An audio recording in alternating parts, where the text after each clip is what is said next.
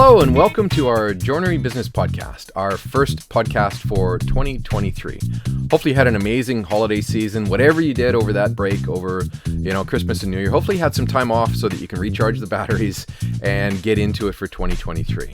If you're like most people that we work with, and us included, the last couple of years have been pretty draining. It's been pretty taxing on all of us. So we all needed a little bit of a break. And now that we're back into it in 2023, we're ready to get back into it and ready to just create an amazing business for this year coming up. So this podcast, I've kicked off the year with a really interesting and useful topic. You often hear people talking about return on investment, money, right? We have that conversation. Today, I'm going to talk about return on effort. How do you get the best return on effort for 2023 that's going to make it all worthwhile and get you that business that you've always wanted to have in your joinery business? So today's topic is a killer topic. It's just an amazing topic that's going to give you really high value. And hopefully it'll also be a little bit thought-provoking. Think about things, talk about things that you haven't thought or talked about before, and give you some real good insights into how you can set yourself up in 2023 for that ever-elusive success you might have been looking for many years. So hopefully you enjoyed today's podcast.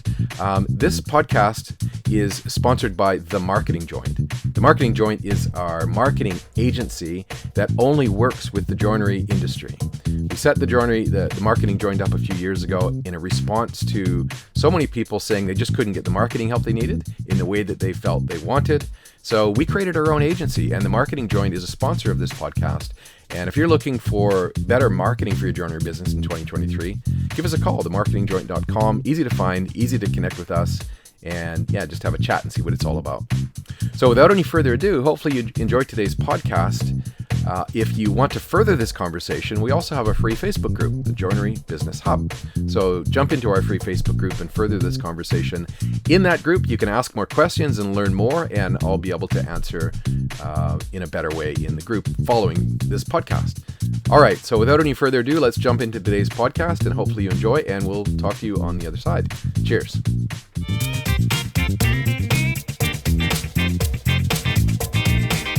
Hello and welcome to today's podcast. My name is Bruce and I'll be your host today. Hopefully you've had an amazing year, holiday season. I was going to say a year off, but really hopefully you've had an amazing holiday break and you've been able to recharge your batteries and get right into it. Today's podcast is a casual one. Obviously you can see it's casual Saturday for me shooting this podcast. But I wanted to kick off the year with a topic that I think can help a lot of people. The thinking around success is really a mindset. Being successful is really a mindset. It's not something that happens to you. It happens because of you. It happens because of the things you do and how you do them. Predominantly, it happens why you do them. And so if you're driven by a really strong purpose, chances are pretty good you're going to be successful. But I wanted to kick off today's podcast, the first podcast of the year, with a topic that is something that can help everybody's mindset. Set you up for what are we going to do in the first parts of this year and right through this year so that you can really be thinking about how you're going to achieve the success you were looking for. Let's kick this off. We often hear conversations around return on investment. The money that you've invested in your business, how you're getting a return on that investment. And that is something that I talk about quite a lot. If you can invest in a term deposit and get 3 or 4% as a return, guaranteed, no effort, no risk, and you're not even getting that in your business as a net profit return, it's really time to make some changes because the effort and the risk in business is through the roof compared to a safe and effortless investment in a term deposit. So, or whatever that investment that you're going to make in that you don't have to do anything for, and you can pretty much be guaranteed a return. So let's talk about something different. Let's talk about return on effort, ROE. I don't see anybody often on social media or anywhere out on the platforms talking about how are you going to get your return on your effort. 2023 is a new year and we're moving out of the past and into the future. And one thing that we know, one thing that we've learned for certain in having conversations with people about the last couple of years' success, a lot of people had an amazing amount of work that they were trying to get through. Lots of money coming in. And some people actually were able to create a ton of profit in those years. They got an amazing return on their investment. that happens through busy times. What we also see in a lot of cases is it took that person working 70 or 80 hours a week to get that return on investment. And even though they've got this amazing return on their investment, they're still unsatisfied, they're still unhappy, they're still uncertain about their future, because they know if they stop putting in those hours, that whole situation changes. So we want to talk about how do you get your return on your effort. And let's be really clear. We all work hard, and we know that that's not a bad thing, but it can be a bad thing if the results of your hard work don't get you the return that you're looking for. So there's effort, that's the hard work, that's the effort part of it. So how do we talk about the return on your effort and how it's going to feel and actually be all worthwhile? Because as we know, even if you have lots of money in the bank and you're burnt out, and you maybe haven't seen your family, your friends, your kids for months and months and weeks, and you're just not having that family life and that work-life balance, that's not worth it either, even though you're getting your return on your investment.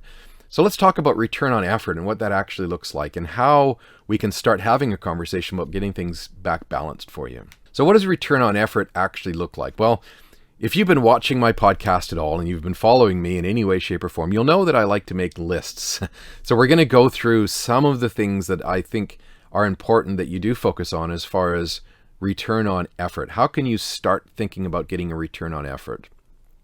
Okay, so number one, if you take a look right now, and you can pause this podcast if you like, and have a look at your calendar, have a look at your work week, have a look at what's coming up next week.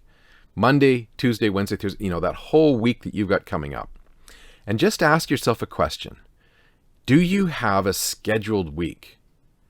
Do you have set times blocked out for you to do certain things that repeat week after week after week? Because the things that you do in business, the effort that you put into your business to get a return on your effort, you don't do something different every single day of the week, and that list just keeps becoming different every single day. You do the same things over and over and over, and occasionally you do something that you've never done before, but very occasionally. So if you're a joinery business owner, you're probably doing things like estimating, measuring up, talking to clients, going into the factory and doing schedules, invoicing customers, collecting money, those sorts of things. If you make a list, you're going to find that those things are the things you do on repeat. So if you look at your ideal work week, and in our GPS program at the Joinery Coach, one of the first things we do is we get our clients in our coaching program to set themselves up to have an ideal work week so that they actually time block things out of their week. So as an example, someone might say, I'm going to do my quotes this week, but I've got Monday from 7 to 9 o'clock, and then Wednesday from 7 to 9 o'clock, and Friday from 7 to 9 o'clock. I've got those 3 days throughout the week blocked out so that I don't answer my phone, I don't answer Facebook messages, I don't listen to podcasts, I don't watch YouTube, I don't do anything. I can't get I can't get disturbed. So everybody knows in that period of time, I'm doing this. So you're not authorized to come and see me. And if you happen to come and ask me a question, I'm going to ignore you, and I'm going to keep doing what I need to do. So if you don't have an ideal work week blocked out, what happens is Monday starts, and pretty soon your day devolves into chaos. You just become a victim to the week. So there's no way that you can feel like the effort that you're putting in, if that's how you're operating, is giving you any sort of a return, because you end up ending the week just feeling completely drained, lacking control, lacking certainty of your future, and just looking back and saying, oh, I can't do that again next week. And then next week comes around, the same thing happens again. So one of the first things to get return on your effort is to be dedicated to creating your ideal work week. And if you do want help with this, because this is, for a lot of people, this is a difficult thing. Corralling the time that you have, corralling the tasks that you have to do into set periods of time. The reason this is really hard is because most business owners went into business because they didn't want to feel like they were constrained or ruled by anybody or told what to do in any way, shape, or form. We all wanted to have the freedom to do whatever we wanted to do, however we wanted to do it, in any case. But you soon learn that that's really not the case. You've got to be able to have a structure to what you're doing. The cool thing about having an ideal work week is you can actually block times where you're not doing anything. So it is the fastest and easiest way to create that scenario that you wanted, where you said, I want to have free time. I want to have time off. You can actually block it out of your work week and say, in that time, I'm going to go have coffee with my wife, or I'm going to do something completely different. Okay, so number one is creating ideal work week. Key to getting a return on your effort. 100% key. The second thing I want you to look at is, if you have a team of people, even if you only have 1 or 2 people on your team, you're probably having meetings. Now, we're going to break meetings into 2 categories. I know that you can have, high-level meetings and factory meetings. I know all of that. But let's just think about 2 kinds of meetings. Some of you are saying, well, we never have meetings. Okay, so you have no meetings, but in actual fact, you're having multiple conversations with multiple people throughout the day. Those are meetings. So those are the types of meetings where you're having multiple conversations across multiple people and no collaborative communication. And someone might come and ask you a question about something that they're doing, and you'll give an answer, and there'll be an effort in that conversation. Conversations do take a lot of effort, and that conversation may also have something that somebody else would need to hear. So then you're going to have that same conversation with another person, and then another person. And then because those 2 people didn't talk, they're going to talk as well. So not having some structure to your meeting so you can have collaborative conversations is very, very draining of your effort, because you're just giving to so many people in a very specific way. So you've got to have some structure to your meetings. One of the best ways to up the game in meetings is to have a group conversation, a stand-up conversation every single day, every single morning. And again, in our GPS program, one of the first things we do is we get people to have a toolbox conversation at the start of the day.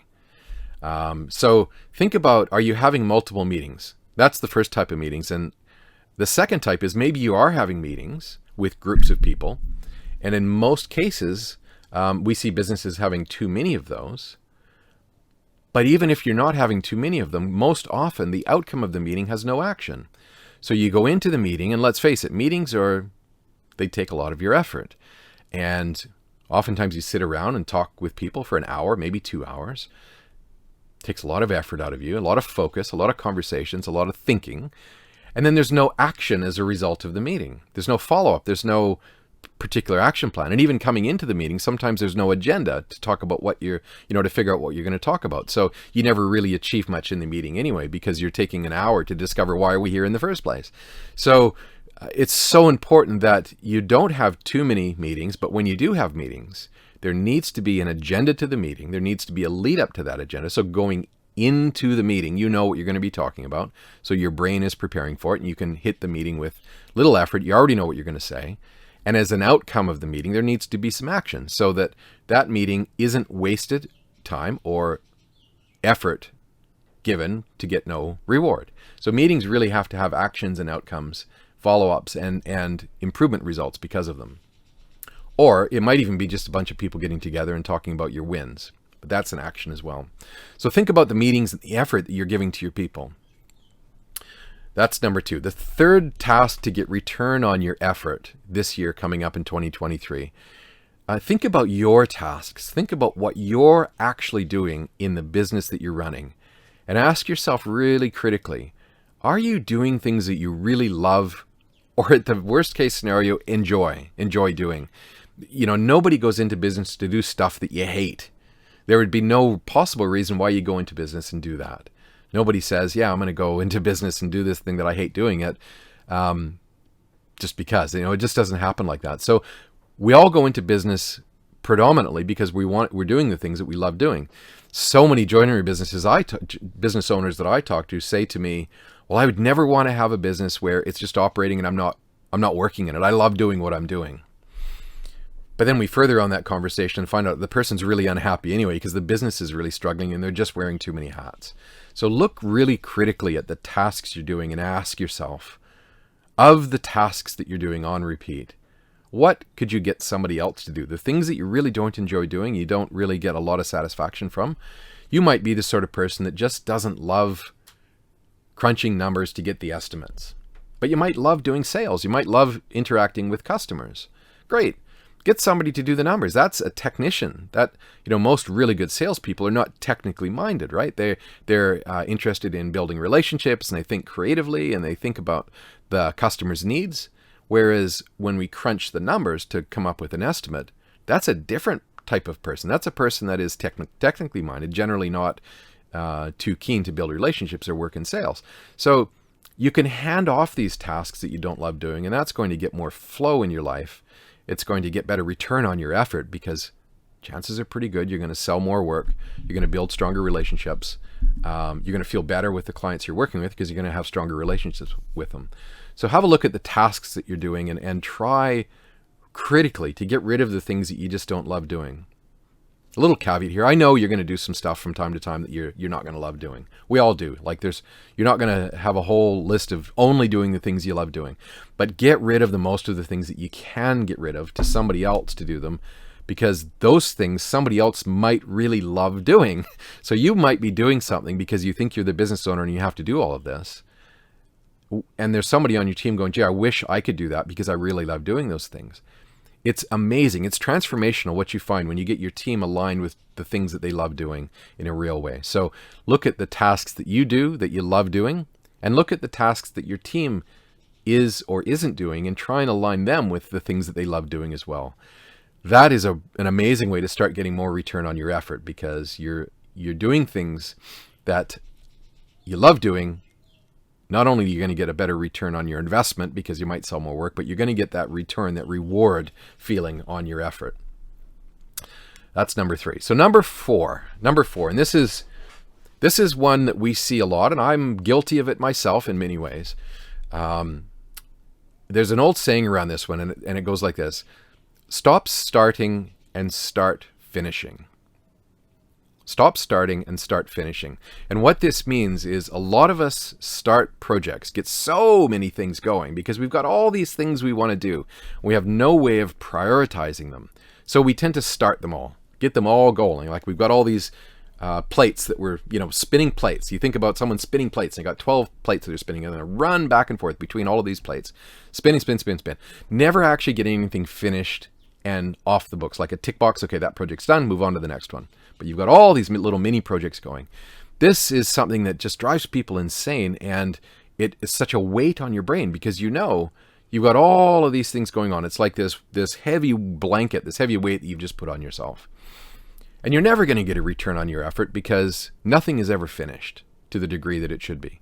So stop starting some of these projects. And if you happen to have a ton of projects going right now, list them all. Get a piece of paper and a pencil, or an Excel spreadsheet or a Word document, whatever you want to do. List all the things that you've got going, all the balls in the air that you're juggling right now, spinning plates, whatever you want to call them. List them all the things that are unfinished and ongoing.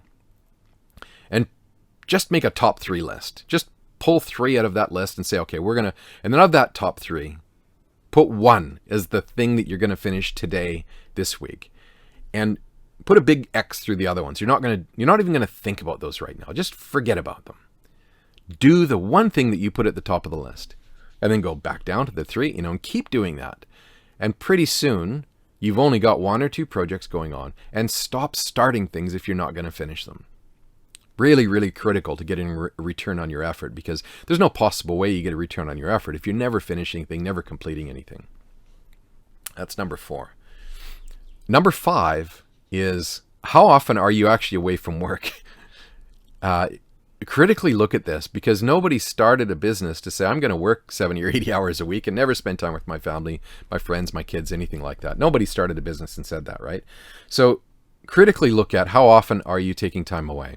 Now, if we circle back to your work week where you could block some time out, if you happen to find that you're just working Saturdays and Sundays all the time, and it's just now, even at this point in the year, you've kicked back into crazy mode, get serious about this, because this is your life and you only get one of them. And if you're not getting that return on your effort, and you've already at the beginning of January and into February started getting overworked and crazy and all that sort of stuff, just take your ideal work week and put a big red X throughout Friday afternoon and say, I'm not working Friday afternoon.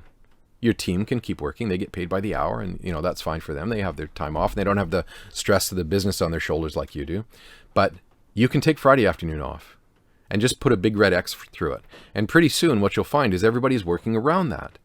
Your people that work for you are working around it. Your clients are going, great, I can't see them on Friday afternoon. I'll see them Friday morning or Thursday afternoon. Everybody just starts working around that time that you've blocked out.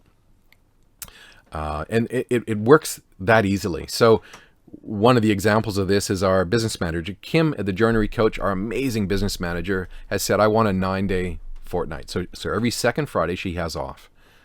Reasons for that, personal reasons for that, which is fine. Everybody's got their own reasons for doing things. But she has said, the way that my life is working right now, I want to have every second Friday off. And we've just said, fine, we'll work around it. We'll make our schedules work.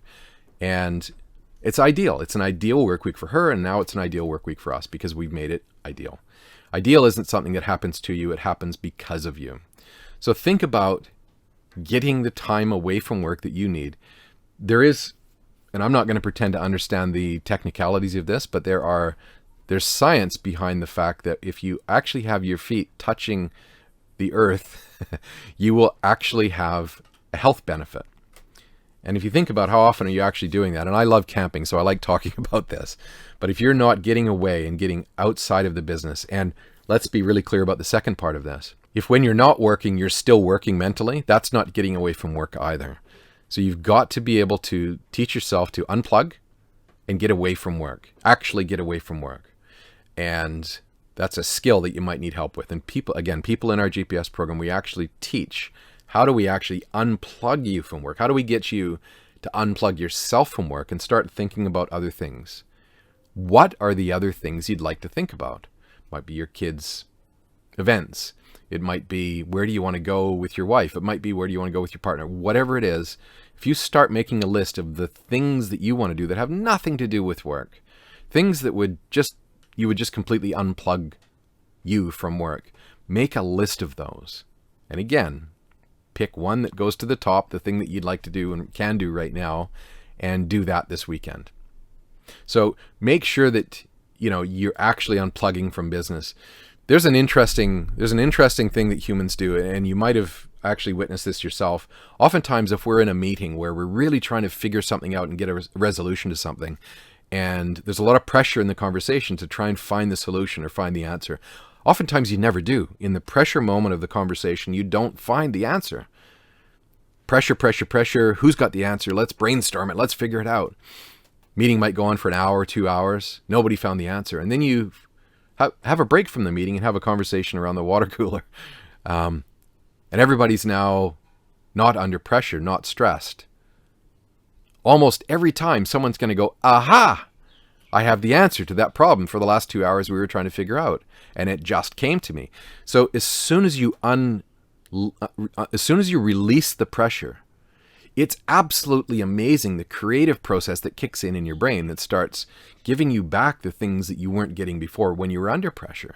The solutions to problems, the perspective of how good things are, rather than working in problems all the time and just feeling like everything's bad. Once you get away from it and unplug, that creative brain kicks in, and sometimes you go, oh, you know what? We're actually pretty good. And here's some solutions to things. It just starts happening naturally. So, it's a double-sided coin when you do that. When you get away from the business and unplug from it, your brain probably won't completely turn off. I get that. And what will happen naturally is some of the solutions to things that you're looking for will kind of kick in naturally. We see it time and time again. It happens with me quite often. And I do make a point of making sure that I get away from business and do a little bit more travel and all that sort of fun stuff. Still, probably should do more of it.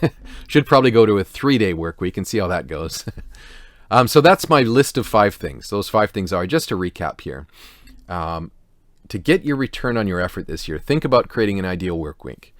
And again, if you'd like some help with this, just book a call with me. Go to the Joinery Coach website, thejoinerycoach.com. Book a 15-minute chat, and I can have a conversation with you just to help you do it. Set up your week so that it can help you. Number 2, have a really critical look at your meetings. If you're having no meetings, maybe you should have 1 or 2.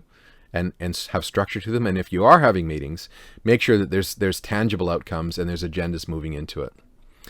Number 3, make sure that the tasks that you're doing, you love doing. Make sure that you're not doing stuff that just drag you down. That doesn't get you return on effort. And number 4, make sure that you don't have a ton of projects and balls in the air. You've started a whole ton of things and have finished them. That's no good. And number 5 is make sure that you are actually decoupling your brain from work on a regular basis and getting out and doing some of the things that you really wanted to do more of when you started this business. It might be camping. In my case, it absolutely is camping, or in general travel. But whatever those things are in your life, make sure that that is as much of a priority for you as working in the business feels like it's a priority. Because I can promise you, little word of warning, this is a little bit morbid, I apologize, but it's very true. I promise you that if you were on your deathbed right now laying there thinking about what do I regret, you would not say, I regret not working more hours in my business. You just won't think like that. But you will say, I regret working too many hours in my business and not spending time. So that has to happen starting right now. Don't delay it. Starting right now, make sure that those things that you might regret looking back on life don't get to that point where you look back and you can't do anything about them. You can do something about this right now. You can start having that life you wanted. And I'm not saying that you've got to cut back to a 30-hour work week. That's probably going to cripple the business. But you can slowly but surely start doing these things in your life that you promised yourself you would do more of starting this business. So what we find absolutely business owners want, they want 3 things really. You want reward. Absolutely. The business needs to give you a form of reward that you weren't getting as an employee. That's reward on investment for sure. Money's okay. Don't feel bad about saying to yourself, hey, I wouldn't mind if I was a millionaire. We hear a lot of people say, I don't need to be a millionaire. And I would say, why not? You're not going to use the money for evil, right? You are a good person. You're running a good business. You have good intentions. Most likely, if you make more money in the business, you're going to give it back to people anyway. It might be your church. It might be your footy club. It might be your family, your friends. Most people I work with and most people we have in our program are really, really good people. And once they start earning more money and they get that financial reward back, they don't put it into evil things. They put it into good things. So the reward that you're looking for, both financially and the reward on your effort, the return on your effort, is perfectly fine for you to want that. The other thing that we feel people in business really want is this release. The release that, hey, business is finally giving me the things that I want. And you'll know when you get that release because you actually exhale. There's a saying, I've been waiting to exhale for so long. You exhale because that's when stress gets relieved. So that release that you're looking for is really important, that you're feeling this release. You'll know it in your mind because at some point you'll look around, you'll stand in your business and you'll go, that's the release. We finally got there. We're finally seeing this or that, we're finally seeing things go out without mistakes. We're finally seeing quotes that are going out right. You'll say, and you'll actually exhale while you say it. So reward and release. And the third thing that most business owners really, really need is a human driver. And that human driver is respect. Respect first for yourself. If you feel like your business day by day, week by week, month by month is just not achieving what it should, and you have asked your family to come on this journey with you because there's going to be a return, there's going to be something in the end that's going to be a better life for us. And for some reason, you just haven't achieved that in the last 5, 6, 10 years, whatever that time is. Humans will start to not respect themselves because you're just not achieving that. And that's a bad deterioration mentally to get into. You'll start feeling like your peers don't respect you. You start feeling like your wife maybe doesn't respect you or your kids don't respect you. They probably do, but you don't feel like they do. So getting the outcomes in business that you need is critically important for the human driver of respect as well. You have to respect yourself first. And if you're getting these things in business that you've achieved, that you've put your effort into, and you're getting that reward back, you automatically respect yourself and you step up and you have this confidence to do these amazing things. And you know that the people around you respect you as well. It is such a powerful place to be in life when you know this risk that you've taken has paid back in effort and money and time and freedom and all that stuff that you want. You feel like you do respect yourself. And you know that the people around you respect you. It's really powerful to be in that place in life. So think about how you're going to get the reward that you're looking for, the release that you need, and the respect that you need as a person to be happening in your life. If you struggle in any way to figure out how you're going to take steps towards these, please book a call with us. I'm more than happy to have a 15-minute chat. most of the calls that I have throughout the week with people that book calls with me are really just that. They're just conversations.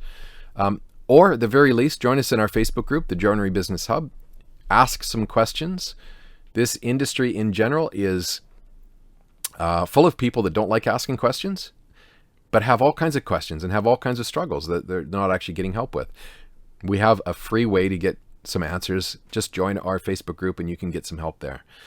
All right, hopefully this is of help to you and interesting and useful more than anything. As I've said quite often, I like to be interesting. I'd rather be useful. So hopefully this is useful to you. And if you'd like more information on this, as I said, don't be afraid to book a call. We'll have a chat. Have an amazing year. 2023 is just happening right now. It's January for us right now. We're moving into February, not too far away, and it's going to be an amazing year. Remember, success in business isn't something that happens to you. It's something that happens because of you. It's not something that just happens. It's something that you make happen. So we've got to do these things that I've just described and quite a few other things in business that are firing on all cylinders and getting the foundations of your business going well so that you do have that success that you're looking for. We're driven to help you do that. Thank you for logging into the first podcast of the year, and I really look forward to having more conversations, and I really look forward to seeing more people get benefits from these podcasts. We enjoy doing them, and we love hearing from you. Even if you just tell us, hey, I listened to your podcast and it really helped me do something. That for us is that reward, that release, and that respect that we get all in one. All right, have an awesome day, and we'll chat with you real soon. Cheers.